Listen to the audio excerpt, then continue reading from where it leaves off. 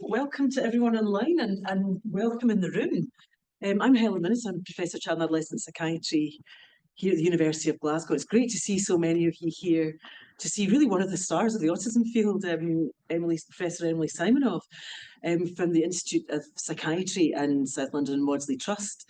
I've actually known Emily since I was a wee psychiatric trainee.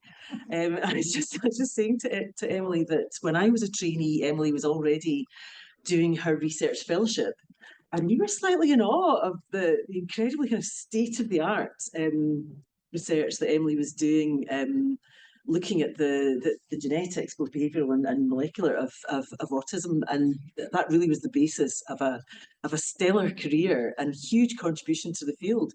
And today, Emily's going to give us an overview, really, of autism and mental health. Where do we come from and where should we go? Really delighted to have you.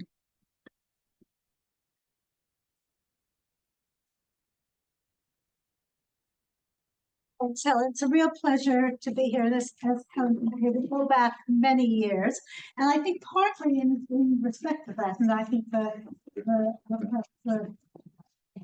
suggestions I was given in terms of this lecture, I'm taking a bit of a look backwards and in order to look forward. So where have we come from, and what's happened along the way? Where have we made progress? Where haven't we made progress? So it's a 25-year retrospective to give us some ideas about the future. And I always put my funding slide at the beginning because I otherwise get to the end and I think, thank goodness I'm finished and forget to put it up. But really to start with, if we go back to 25 years, those of us who were working clinically and working with children and young people in mental health or in pediatrics, we tried to think what we thought of when we thought of an autistic child. And these were some of the images that I pulled off the internet to sort of highlight what we thought about at the time. We often thought about children, young people with high levels of intellectual disability, very aloof, uninterested in other people, severe challenging behaviors that were often difficult to understand or disentangle, children that we couldn't do testing on, children often who didn't speak in full sentences. And that was and of course, at that point, we were really interested in interventions for autism, both pharmacological and psychological, because what was thought to be the core impairment was their autistic symptoms. And when I moved for a very brief foray from the Institute of Psychiatry and the Maudsley down to Guy's and St. Thomas's, I told my children, look, this is the only journey that is just as short from home as it would have been if I'd stayed in the same institution. But I had the privilege during that time to work with Professor Gilliard, who's a renowned developmental pediatrician. And back around 1998, one of the really important questions was, what is the prevalence of autism?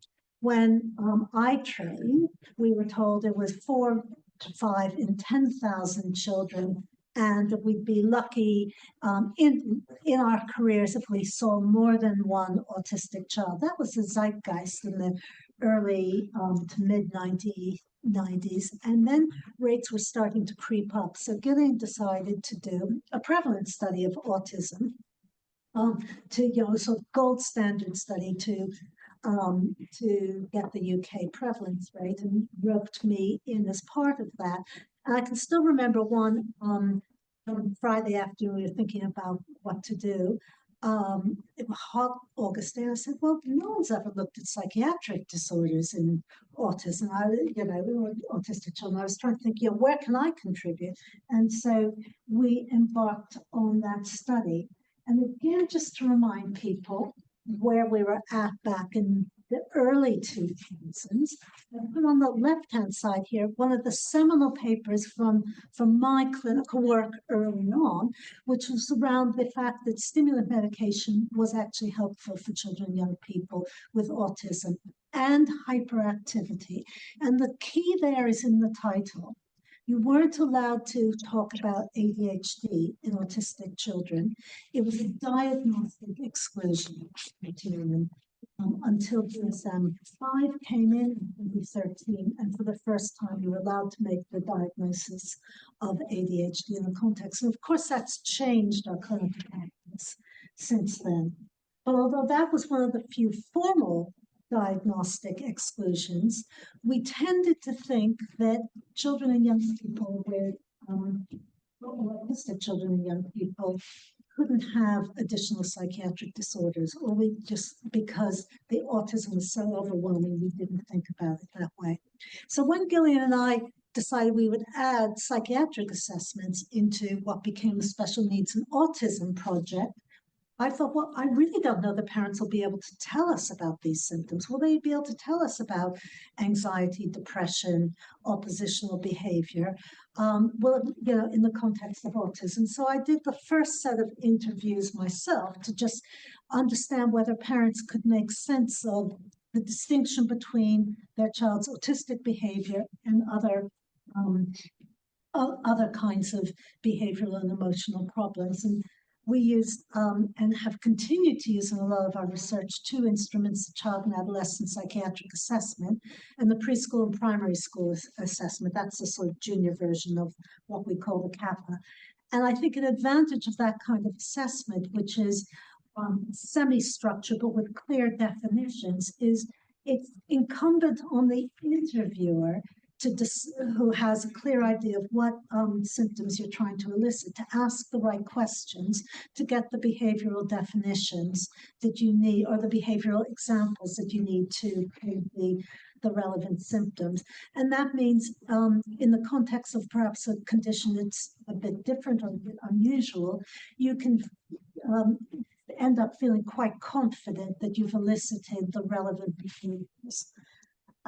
So we first did the SNAP study, Special Needs Autism Study. And you can see this is sort of some of my coding here that you'll see throughout the slides. The SNAP is in blue there. And SNAP was our prevalence study, so it was we sampled from the entire population of the south of England based on children and young people aged 9 at the time who had a statement of educational need. It was called at that time, rather than EHCP, which is what it's called, at least in England at the moment. I'm not sure if it's called the same in Scotland. And we saw a subsample of that group. So we first saw them at 10 to 12 and did the assessments I've described, diagnostic assessments for autism, as well as mental health assessments. We then got further funding when they were approximately age 16 to look at the cognitive phenotype associated with autism. And you'll see in some of the examples I give how that's been incredibly useful and intriguing for us in understanding how that may mediate mental health problems from childhood to adult life. And then followed them up in their early 20s. And the other cohort that so the importance of the SNAP cohort is it really is population-based, and what we should be able to infer from that is what would any young person with child or with autism look like, because the figures I'll give in terms of prevalence weights are weighted back to the population. Then our other cohort at the bottom here is the QUEST cohort. And this is different, although it's population-based, and then it's the entire population of children coming to 2 clinical services and receiving an early diagnosis. So there's no need for diagnostic assessments. They received an autism diagnosis by the age of 4. So their early diagnosis, average age for diagnosis in the UK now is about 5 to 6, and there's a big spread into adolescence, and as we know now, even adult life, and therefore probably at the more severe end of that group. The Quest cohort, we particularly over-selected to see females because part of the challenges we had with the SNAP cohort is that we had about an 8-to-1, ended up with an 8-to-1 male to female distribution of individuals in the cohort. As you can see, we followed that cohort up in early adolescence and then late adolescence. And the purpose here is that you can see we've got a sort of decent spread over the childhood to early adult period for these two cohorts. So what did we find? What I show on this graph is using Kappa in the SNAP cohort and Kappa in the Quest cohort, is that at least 2/3 of individuals qualified for one or more mental health diagnosis. That's any disorder, you can see what's included there, and then any emotional behavioral disorder, which includes ADHD.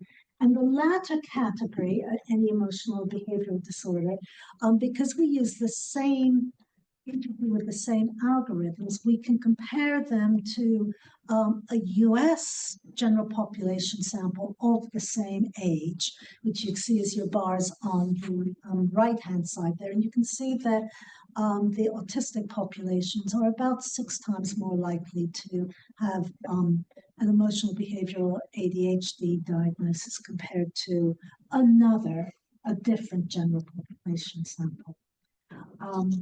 So really very much elevated rates of mental health problems.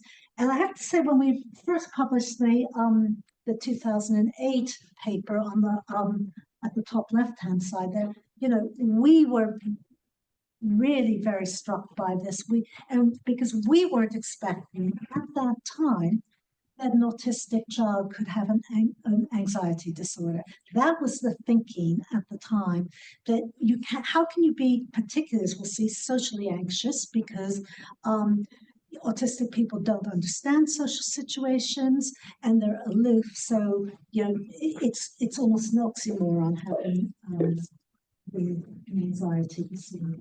And I would say that over the last 20 years or so, or 15 years, one of the biggest changes has been the recognition that most autistic people are anxious, and are anxious at a level that means that they need intervention for it. So just to sort of reiterate the message, what you have here is the meta-analysis of all the mental health studies on the right-hand side with our results added in, so you can see how they play in relation to those. Not surprisingly, in the Leopold study, that clinical populations have higher rates of mental health conditions than general population samples. The Quest cohort there in green does stand out as particularly high for ADHD in particular. And I think we may come back to that, but I think first of all, they're the youngest cohort at age 4 to 9 when they were studied. But it also may mean that ADHD is harder to discriminate, at least with high quality research only interview at that age from other kinds of symptoms. But you can see that overall those figures continue to show the much elevated rates of mental health problems. And then just what kinds of problems do they have here? I think we can come back in discussion to the generalized anxiety findings, but what I think is interesting here is that separation anxiety, not surprisingly, is more common in younger children, whereas social anxiety becomes more prevalent as children and young people get older. And depression is still at reasonably low levels, at least with the Kappa interview. And our impression is certainly that depression becomes the problem from mid-adolescence onwards, so probably predicted by anxiety. What I should say probably, just with this comparison, is the Papa interview, in general, has rather lower thresholds for coding something as a disorder. So in the general population as well as in the autistic population. So it's a property of the algorithms, I think, rather than in the population.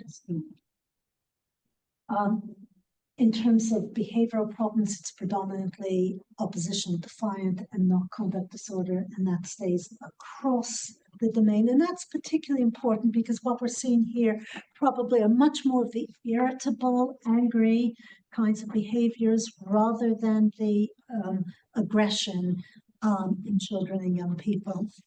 And similarly, although I'm not touching on any detail, we identified high rates of callous on emotional traits as rated on questionnaires, but in autistic children, they don't show the same association with antisocial behavior that we see in other populations.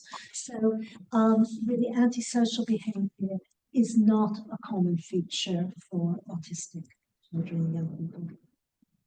And this is just to remind you that other neuropsychiatric conditions are really common. And for those of you who are clinicians, to not forget about asking about them when you're seeing children and young people. And particularly, they notice a high rate of enuresis and even encopresis. So it needs to be part of your clinical assessment if you're seeing this group of children and young people.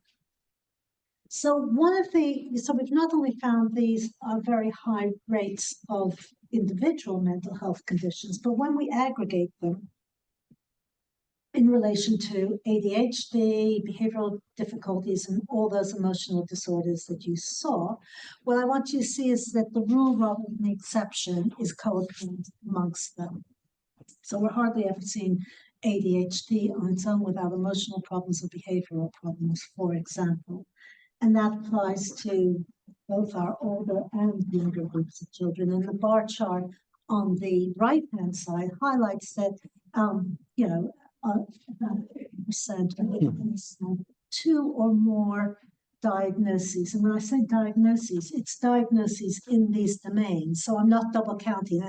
You don't get 2 disorders if you qualified for separation anxiety and social anxiety. It's 2 or more domains of emotional, behavioral, or ADHD. So they're really co-occurring in this group, which then made us wonder, well, actually, is this again that maybe parents and other informants or carers can't distinguish these behaviors from autism? And they're really just telling us about a whole, for lack of a better technical word, a whole gamush of behaviors that really are more related to their autism than they are to individual disorders. So we'll touch on that in a minute. But here really I wanted to highlight that these findings had a big impact on the voluntary community. So a report from the National Autistic Society that they wrote with us about the high level of mental health problems amongst autistic children, about how autistic children accounted for 1% of the population, but 10% of the children and young people in CAM services. But at that point in time, most CAM services, most people working in CAMs had very little understanding of autism, how to assess autism, and how to adapt or deal with problems in autistic people. The report on the right-hand side here, 1 in 100 from Autistica, was really about setting priorities by the autistic community for autism research, and their second priority was research on mental health conditions. So big impact on the communities. I think some impact on care, but I would argue that is progress that hasn't continued over the last 5 years or so since COVID. It's like many other things. It's stalled and staggered since then. So as I highlighted, with those high rates of co-occurrence of different mental health problems, we asked the question, well, can parents or other people really differentiate these different domains of problems, and or are they just telling us about autistic symptoms? And so we looked at that in a couple of ways. This is again from our SNAP cohort, and this is using, for those of you who are clinicians or researchers in child mental health, the well-known SDQ, Strength and Difficulties Questionnaire, with its 3 disorder related domains of conduct, emotional, and ADHD symptoms. And what you have here are the individual, the regression lines between 12 and 23. So over an 11-year period. And your big line in the middle is the average regression line for the whole cohort. And the individual lines are the individual trajectories. And what I want you to take away from this is actually how predictable those individual lines are. So sometimes when we do these kinds of longitudinal mappings, what we see are some individuals who go down, others go up, others stay the same, so on and so forth. And this almost looks like we cooked the data, in that they're all going, in the same direction as the main line. So, what you could say is actually, if you know where they started at age 12, you know where they finished up at age 23. They're very predictable. And to me, that's one argument. Parents are at least systematically telling us about the same behaviors over time, because they haven't replaced emotional symptoms with behavioral problems, or ADHD with emotional problems, so on and so forth. They're telling us consistently about the same behaviors. The bit on the right-hand side here is incredibly interesting to me. We have a PhD student, Gordon, who's been looking at individual predictions. So this is regression for the whole group, and it's very strongly predictive. Initially, Gordon was saying, actually, if you look at individual prediction for mental health, it's quite poor compared to some other areas for this group of young people. But actually, the more recent analyses he's done have been rather illuminating. So if you're in the top quartile at age 12, you can be reliably predicted to be in the top quartile at age 23, for example. So individual prediction is good for the high scorers in particular. And note that all those lines are decreasing over time. Of course, the SDQ is a measure for children and young people. We used in the 23-year-olds because we wanted to have the same measure. It's not normed for them. So we don't know what high levels would look like at 23. So what's a high score for a 23-year-old? But what I would say is that in all of those cases, at age 23, at least 50% reach the level that we call a possible disorder. So quite high rates of abnormalities still. Now, this is work from another PhD student, Vinny, looking at our Quest cohort. And what Vinny did here was take those interview measures that we used, which was the kappa in Quest at the younger age, at the older age, the kappa. And what she did is she looked at prediction, so it's interview symptoms in each of those domains: emotional symptoms, behavioral and ADHD symptoms. And what she said is, what predicts wave 3, which is that later adolescent period, from the wave 2. And what you can see on the top line for each of those is the unadjusted ratios, followed by the adjusted ratio. So the adjusted means you've adjusted for difficulty in the other areas. And what this is really telling us is that in almost all instances, if you didn't adjust, it would look like any symptom area would predict to emotional, behavioral, and ADHD symptoms. But if you adjust for the presence of the other areas, in fact, you get quite specific prediction of domain to domain, with the one exception there being the one I've highlighted, which is very interestingly, this is a wave 1 emotional symptoms predicting ADHD symptoms at wave 3.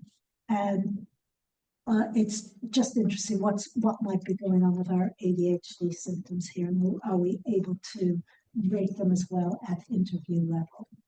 So, and you can see on the right-hand side that we looked at sex and IQ differences, and overall found very little that was important, a few important effects. So again, specificity within the name in the context of high levels of co-occurrence. So what's going on here? So my overall take on this is we can think about the kinds of co-occurrences of the neurodevelopmental conditions and then emotional and behavioral factors. And I'm going to argue that shared genetic risk factors play a strong part in the relationship amongst autism and other mental disorders. The chart on the left-hand side there is a twin study from Sweden where the red groupings are shared genetic influences between autism and different disorders. And you can see how they dominate the explanations of variance between the two disorders in those cases. But I'm going to argue that for emotional behavioral disorders, there are probably two really important areas of mediation. One is increased exposure to adverse life experiences, and the other is differences in cognitive style that may make autistic individuals more vulnerable to developing or experiencing additional mental health problems. And of course, when we think about shared genetic factors and how they may cause additional difficulties, we still need to think about a mediator. What are they actually doing that might lead to those additional conditions? So I'm going to start by looking at some of the findings from our group in relation to ADHD. And this is work from my PhD student, Steve Lukito, who again used data from the SNAP cohort, where we said, okay, what explains the co-occurrence between ADHD and autism? And we asked, is it going to be difficulties in theory of mind, lower left-hand side, or executive function that explain the relationships between ADHD and autism. And cutting to the chase of the model, this is what we tested, and what we found is that there's a correlation between executive function and theory of mind, but executive function is related to ADHD symptoms. We tested for the cross pathways and found that actually it's driven by the correlation between theory of mind and executive function rather than the cross-lag pathways. Here we go. Got it all in there. That's the final model. So correlated cognitive differences, and we do refer to them as differences now. I'll come to that a bit later. Okay, and this is one of my favorite findings because it has, I think, clinical implications. So looking in the Quest cohort between the 4 to 9 cohort and the adolescent period, we wanted to see the extent to which there was stability in different domains of mental health and autistic symptoms. So social cognitions down there at the bottom, and RRBs, restricted and repetitive behaviors, being the areas of interest there. And one of the things we really wanted to understand is what might lead to impairments in adaptive function. For those of you who don't work in the autism field, one of the things that is most important for autistic people, and one of the ongoing puzzles, is why there's this huge discrepancy between, potential ability measured by IQ and adaptive function, real world skills, and what individuals can do. So typically both IQ and adaptive function measures are known to have a mean of 100 and a standard deviation of 15. We would expect therefore at a population level that on average people would look exactly the same. You'd have an adaptive function, if you have an IQ of 120, you'd sort of expect you might have an adaptive function score of 120. It's 80, the same thing. But typically what we find in autistic individuals is a decrease in adaptive function of 10 to 20 points. And if you go to my clinical samples, you'll have a much bigger discrepancy with adaptive function, really lagging much behind what we would expect would be the case based on ability. And what this study showed us was that ADHD symptoms, which, by the way, were largely untreated in this population, even though they were seen as a diagnosis was allowed and treatment was something people were aware of, they were not treated. So ADHD symptoms were a predictor of adaptive function over and above IQ.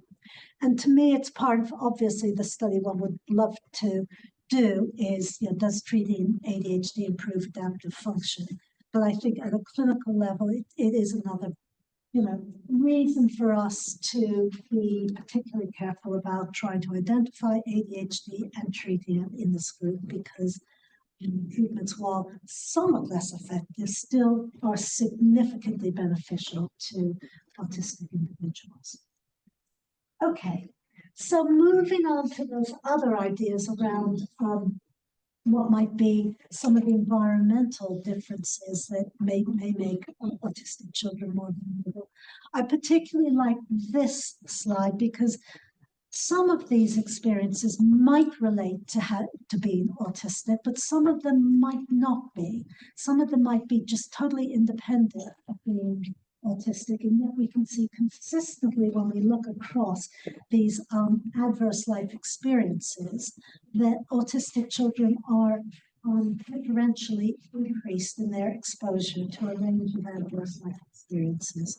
So while we think about a condition that's largely biologically determined, they also are exposed to a wider range of environmental adverse effects. And we'll see later on that they might be particularly vulnerable to those as well. And I haven't been able to find a good comparative study of bullying rates in autistic individuals versus non-autistic, but I like this because it compares bullying in a range of different, it's a sort of meta-analysis of rates of bullying in autistic populations measured in a range of different studies, and shows that really no matter how you cut it, the rates are really pretty high. It's certainly clinically a very significant factor for us. So it's a group of children, young people who are exposed to a wider range of factors. With bullying, we think that they are probably differences in autistic individuals may make them more vulnerable to being bullied. They stand out as different. They don't know how to fit into more subtle situations. And again, clinically, virtually every child I see now would describe themselves as having been bullied. So, moving on to just think a little bit about some of the cognitive differences that might affect emotional and behavioral problems. And this is work that Matt Horrocks did as part of his PhD with us, where again, he was asking the question in a similar kind of model frame to the one we saw for ADHD.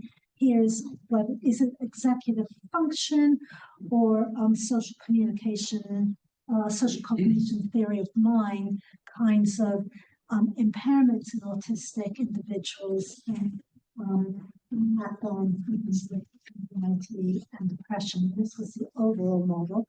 And how many people here are going to think that the drivers of anxiety and depression were social cognitions? Anyone want to raise their hands? Does that mean that everyone else thinks that they're going to be executive function differences? Does everyone know what we mean? Because I don't know this audience. Does everyone know what I mean when I say social cognition? No. So social cognitions is can you understand what other people are thinking and feeling and respond flexibly based on what's in your social context. Whereas executive function is things like planning, ability to plan ahead, which I didn't do yesterday morning very well when I put the wrong charger in my bag. The ability to make sure you've got everything you need to go to work, working memory. Can you remember the things that you need to know? Can I remember what's going to be on my next slide? Visual, spatial organization, those kinds of skills. And both are impaired on average in autistic individuals. And what you'll be able to see in a minute is that they are highly correlated. But the question is, which one might be driving these effects? And let's get sorry, I never know when to stop. So this is the model that Matt found was the best fit. So again, you have a strong relationship between social cognition and executive function at a population level. It's not just, it's largely explained here by IQ predictors, but that the relationship was between executive function and anxiety. So the difference in executive function led to anxiety, which was then subsequently associated with depression. And remember, this is a SNAP sample at 16. So that's an age at which depression symptoms are coming online and becoming important for that group of individuals. So I'm delighted that Matt stayed on. He did his clinical psychology training, came back to us, and one of the things he did as part of his clinical psychology thesis is take this kind of idea, and it's really what he's developing his career on now, is the idea of what about restricted repetitive behaviors and rigid and inflexible patterns of thinking. And those of you who work with autistic individuals will know that that is often a really important challenge in working with them therapeutically, in any ways getting them to be able to think about things in a slightly different way. No, I can't do that because the rule says X or Y. So you're doing, for example, adapted CBT with them, where you're wanting to encourage behavioral change, can be incredibly difficult because they don't like change of any sort. And they often can't see the reason why change might be a good thing. And what Matt found looking at SNAP cohorts from ages 16 and 23 was that the mediators of anxiety and depression were cognitive inflexibility and restricted and repetitive behaviors. And once you accounted for them, in these analyses, fully explained the longitudinal association. So again, highlighting a cognitive difference that may be an important aspect of their phenotype that needs tackling if you're going to address mental health problems.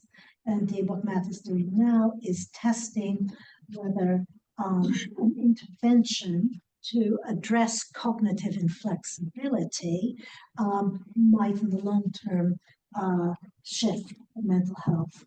And what's been very interesting is how much the young people have enjoyed the work on cognitive flexibility, as opposed to often the adapted CBT kind of work that we would do subsequently. It's an intervention that they've enjoyed quite a lot.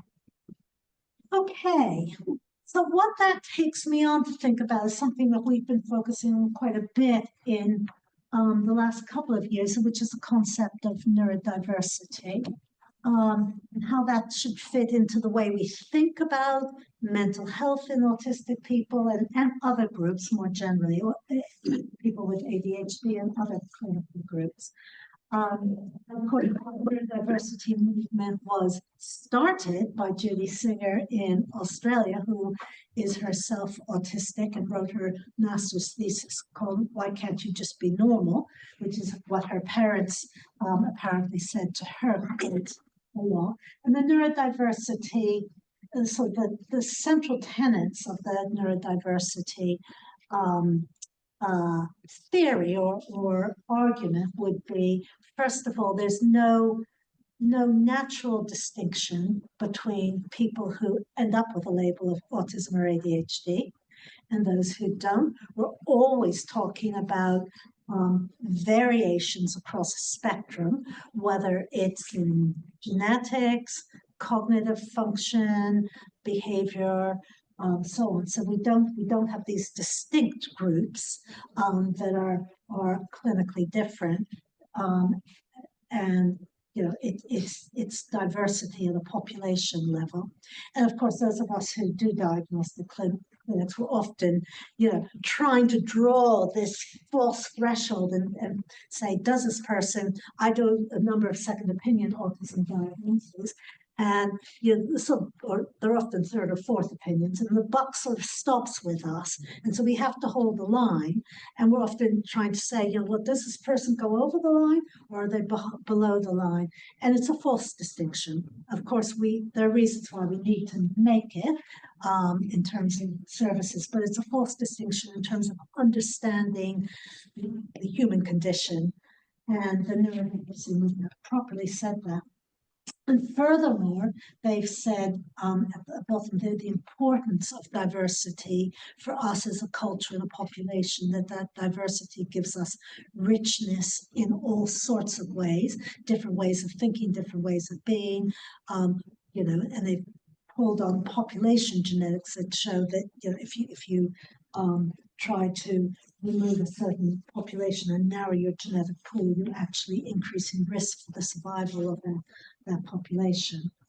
But importantly, that middle bit here, which is around actually the problems arise for neurodiverse and neurodivergent people because the environment isn't suited for their needs, that it's very much designed around the much more prevalent neurotypical population than it is around their needs. And a lot of their difficulties, including mental health difficulties, arise because of the mismatch between the neurotypical environment and the way they experience the world.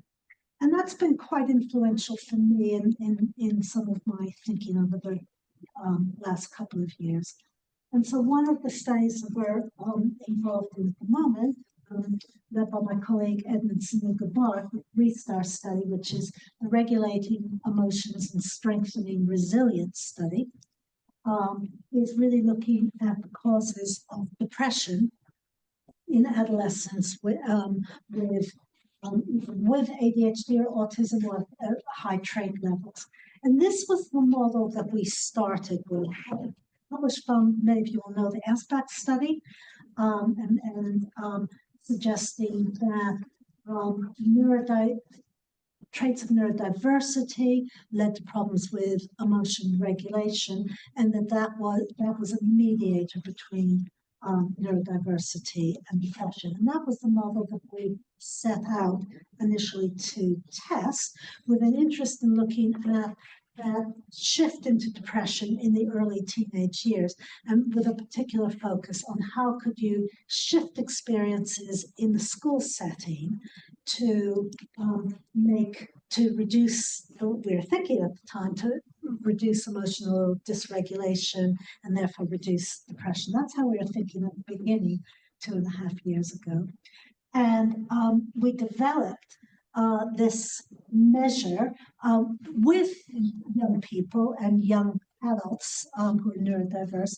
We asked them to tell us about the aspects of school experience that were most distressing to them. We got a whole long list and winnowed it down to some 25 or so different things that were experiences that were most distressing for them. And I thought I'd just show this because it's really, to me, it's really very interesting. In the top group, you have the distressing situations that are common to kids with ADHD, autistic kids, and the general population. So they all say these are really upsetting. And then you get the ones that are relatively autism specific and ADHD specific and general population specific. So you can see there's overlap, but there are also things that are quite bothersome to subgroups of the population. And again, thinking about interventions, you may well need to target different challenges for different populations. But what this led to is thinking with the young people about what it was about their experiences that were most difficult. And the other thing I'd say about taking a neurodiversity perspective is that it says one of the implications is that we as the scientists, the clinicians, the researchers, we're not the only experts out there. And neurodiverse people are also experts. They're experts in their own experience. They have a story to tell us that's valuable, and it gives us new insights, and that we need to listen to. And of course, that's part of the general PPI, patient and public involvement movement, that is so important. But I think the neurodiversity movement has solidified that those of us who we think of ourselves as neurotypical may not be able to understand their experiences and appreciate them. And unless we listen to what they tell us, we will miss important insights.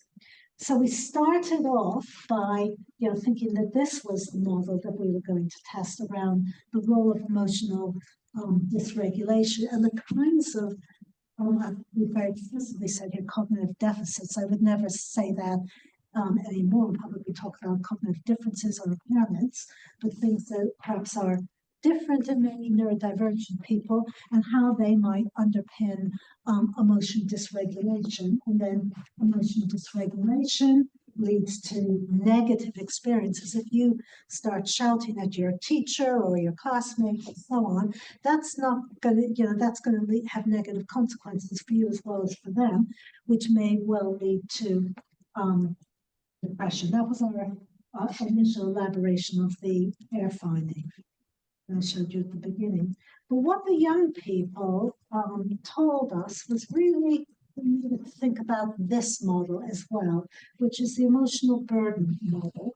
And this is where, the experiences that young people who are neurodivergent have in everyday life are distressing for them, that they're then, they then have impact on their emotional states in different ways, self-worth, ruminating, and so on. And this leads to an emotional burden, which is the cause of depression.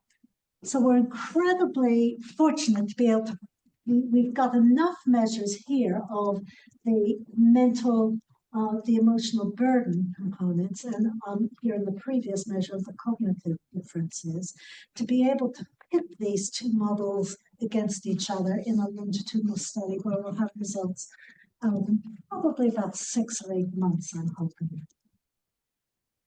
So the last bit I wanted to just touch on quickly is the idea of resilience, and I think the emotional burden concept feeds into that nicely. But you have constant burdens. That's you. Affect your burdens. Alternatively, you don't have underlying resilience that you may experience more emotional burden. And this was one population who may or may not agree with their definition of resiliency. It is what it is. And they looked at autistic and neurotypical children, as you can see in the upper left-hand side there, and you can see higher levels of resiliency in the neurotypical children, but also that varied according to whether they've experienced a range of adverse childhood experiences or not. And they then went on to look at whether the relationship between adverse life experiences and mental health was mediated by levels of resiliency. And they found that it was for the neurotypical group, but not for the autistic group. And of course, the answer, one of the questions in my mind is the lack of mediation, that on average the autistic groups didn't have enough resiliency to bring that into play to help mediate that relationship, or is it that they don't draw on that in some way to mediate that relationship? Really important to understand. But it certainly influenced my thinking in that, given we've highlighted basically the preponderance of mental health problems in autistic people, which start in early life, continue throughout their lifespan, that actually one of the things we need to do is think about how do we build resilience from the time that we diagnose children and young people with autism onwards through life. And so we've done just 2 bits of work on that. The first is the predictive parenting trial that we did as part of our NIHR program. And predictive parenting was an intervention that we developed using adaptive behavioral principles, but also very specific principles. We use CBT for autistic children and young people. So it's a parent-mediated intervention. We developed it for newly diagnosed children between ages 4 to 8. And it's a 12-session intervention for parents. One of the things that distinguishes from some of the other interventions is it particularly targets anxiety symptoms and emotional symptoms. Most of the other parent-mediated interventions are available to focus on behavioral symptoms, where we see those as often potential manifestation of anxiety and distress.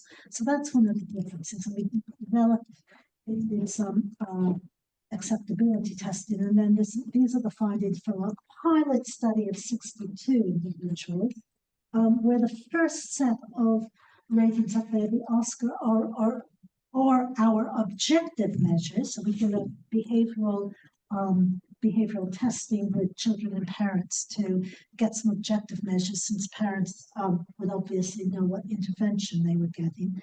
And we're comparing predictive parenting to an active psychoeducation program. One of the things Helen and I were talking about is choose your control group carefully. And every control group answers some questions, but leaves some unanswered. So a small pilot trial with non-significant findings, most going in the direction of suggesting predictive parenting would be beneficial. But at the end of this trial, we're thinking, well, wouldn't it have been nice if we'd compared the treatment as usual, because we really don't. Now children and young people in England, at least, are not getting any sort of early intervention after they get an autism diagnosis. So treatment of usual is a very reasonable comparison. But we weren't very excited about it. And then you can see the date of this publication. Then COVID hit. And of course, like everyone else, we wanted to do something for the children and young people we cared about and wanted to know how they were getting on during COVID. So we went back to the sample and we did some qualitative work, but we also asked them to fill out 2 of the key measures that we looked at here, which is the aberrant behavior checklist irritability scale, which is probably it's the measure that's used the most in studies that want to look at behaviors that challenge in autistic kids. So we asked the parents to do that, and we also asked them to tell us about parental stress. And you'll see the very bottom line here is parental stress. And you'll see that at the end of the trial, that was the area that was clearly going in the other direction. The parents who received the active intervention were feeling clearly more stressed than the other parents. And we had hypotheses about that, but which was sort of proven by the follow-up results. So this is a naturalistic and sort of post hoc, unplanned follow-up, 10 to 24 months after they finished the trial. So what you have here are 3 time points: the baseline at the beginning of the trial, the end point of the trial, and then their follow-up during the COVID, and this is during the first COVID. So those are variable time points per individual. But what you see is there wasn't a difference in endpoint of the trial. Those groups have separated in a way that predictive parenting is showing benefits in both parenting stress and child irritability. And so the questions in our mind is, obviously, this could just be a spurious finding. We happen to like it, but it could be just spurious. It could be that an intervention like this takes time to bed in and to see its benefits. And to me, that makes sense. Autistic children who are resistant to change. It's going to take time for any consistent changes in parenting to bed in and to see a meaningful difference. And I think that may also be why the parents were more stressed at the end of the intervention. They're trying to do things differently, and it's not easy.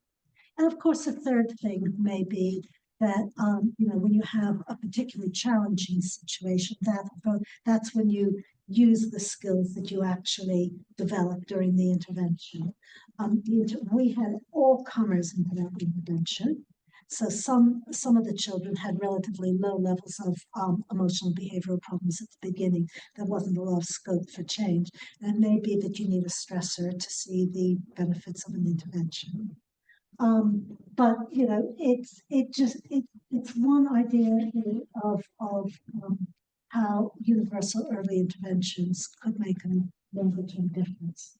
The other area that we've been focusing on is around anxiety and how we might provide anxiety interventions for a population level. It's the most common mental health problem in autistic individuals, 40% probably on average. Really hard for autistic individuals to get access to the adapted CBT that they need, because it does need to be adapted, and if you don't adapt it, they find it inaccessible and they feel there's something wrong with them, and so it's even worse than not getting anything. And so we envisage that the Molehill Mountain app on the upper left-hand side that we developed would be most useful if delivered early on at a population level for autistic individuals who are experiencing some degree of anxiety or distress before they get to the point of clinical services. And so we've done an initial evaluation of that in an unblinded trial. We're about to move into asking for funding for a proper blinded RCT of this. We're hoping people in Scotland will join us in it's quite an easy study to join. You do very little, but to see whether this has benefits on a population level for autistic adults and adolescents. So I'm just going to wind up there to highlight that, I think we're clear that mental health problems are now what autistic people say is their top priority. They don't want their autism changed, but they do want their mental health to improve. That's part of the neurodiversity movement. Sometimes that needs challenging. We've made progress in terms of awareness, certainly in terms of research, but I fear since COVID, it's been really hard for, at least for children and adolescents, to access services that are adapted for their needs. I know everything's been tough since COVID, but we've really seen a huge difficulty here. In my specialist clinic, it's really unusual for me to see an autistic child who's gone back to school since COVID. And it's now 5 years, so that's really bad. I think the places we should be focusing are at a population level. I think it's a great opportunity for us to think about how do we put, secondary prevention in for this group of individuals. We know they're going to be difficulties. We know those difficulties are going to persist over time. So how can we get to grips with these difficulties early on and hopefully I'm going to stop there.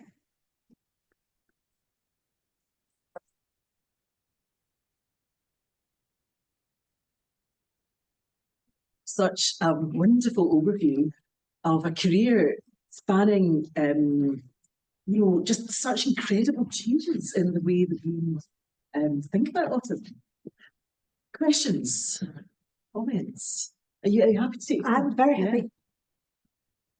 Who would like to start? Please go. Seeing the graph you had of the statistical model of the mental illness symptoms and the age, I noticed that at age 16, that doing the details gathered on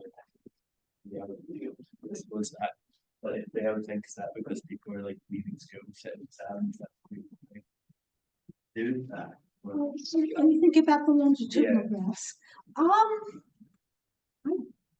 I think of them as So this Yeah, one. that one, yeah, see how it changes, so it's like at 16, it's suddenly changing the way it's going, is that, why is that? Well, if you look at the regression lines down the middle, the big black lines, we're not seeing that. Yeah, Yeah, yeah, yeah. And I think that's what you need to look at, because Yeah. what's hidden, we've got like 150 individuals hidden behind those lines. Well, I want you to see, the reason I wanted them is you don't see all those crisscrossing all over the place.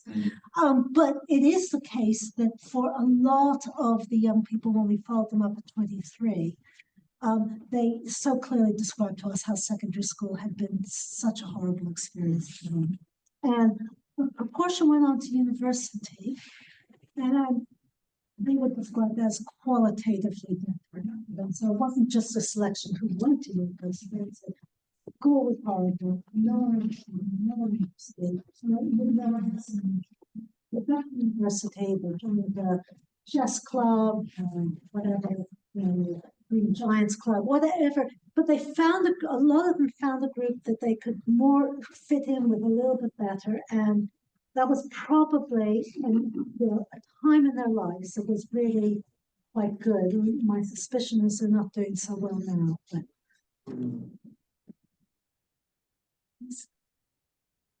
I was wondering, when you're looking at population-based interventions, besides the mental health problems, the health and well-being survey we carried out here in Glasgow shows that it is indeed a huge problem.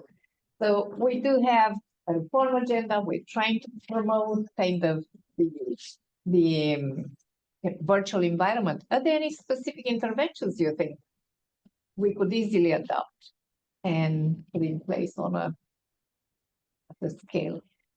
So I think one thing is about psychoeducation for the community. So for the autistic individual, to know yourself, know what's difficult for you, what you like to do. When do things get upsetting for you? And that sounds sort of obvious, but actually, because emotional literacy impairments are really common in autistic people, and they're not aware of their own emotions. The example I often use is among my PPI groups, autistic young woman who was a psychology student at Nottingham told me that until she was 16, she thought that somehow, magically, her school shoes hurt her stomach. And it was only when she got to 16 she realized she was actually having stomach ache because she was anxious. So actually doing a lot of emotional literacy work and getting to know yourself so that you can identify situations. That could be diary work as well, so that you can, knowledge is power, and being able to think about what works, and giving them information about adaptations that may be helpful for them, about how they can talk to, if you're thinking about adults, how they can talk to employers about adaptation, so on. We've got a lot of that from the Westminster government at the moment, but how they can talk about those would be a really useful place to start. And there's a really interesting question online that I think tallies something you were asking earlier. So George says, given the social context impact on autistic people, are there socially oriented individual therapy approaches rather than trying to address it after it arises? I think you alluded to that earlier. Yeah, and it's partly why, some individuals, at the moment, maybe people not only can they access it early on, but they may prefer something that's online that they do in their own time. So, yeah. But I wonder also, is that alluding to that preventative sort of whole kind of society? Yeah. Do you have any suggestions about what kinds of whole society interventions might be useful? $1 million question.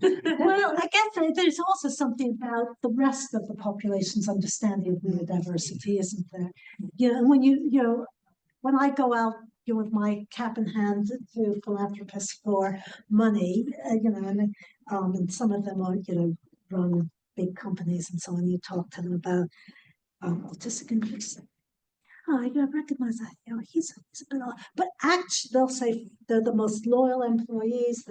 They'll come in regularly and provided you don't ask them to take their lunch break anytime other than, particular framework, they're really good and predictable. So it's about highlighting strengths, and neurodivergent people have many strengths. That's the whole point of the population diversity. But what are some of the adaptations that we as a wider community can make to include them, to be more inclusive? We've gone slightly over time. Oh, one last question from Claire, and then we should probably. You mentioned when you were talking about the cognitive flexibility new intervention, and you mentioned that it was being enjoyed by the autistic people compared to the adaptive CBT. So I was just curious maybe what the differences were between the two that was maybe more accessible, and I suppose is it taking a kind of neuroaffirming, looking at context as well as individual differences type approach? So the second bit I didn't quite catch. Has it got that kind of neuroaffirming perspective? Maybe it's including context as well as kind of individual differences. Is that maybe one of the differences? I think it's more that it's not asking them to think about their emotions, which of course is particularly hard for autistic people to do. And it's not necessarily requiring them to make the same difficult changes in settings. So CBT, whether it's adapted or not, is saying, what's your emotion? Can you identify what's the trigger? That can be hard for autistic people. But then let's force you to change in that setting. And this is much more actually, can you do things in a different way? Can you think about a problem in a different way? So it's much more cognitive. And I know Matt, it's early days for that, but I thought it'd be interesting to share it. Matt's thinking that it's a cognitive component that is much, that may be much easier for autistic adolescents to take on board. It is early days, but I was really interested. I think the first 20 patients, they've missed 2 sessions, in the whole group. And they say they like it. So much food for thought. I think we could easily carry on for another hour, but we probably should draw this to a close. Just want to thank you so much for a fantastic presentation.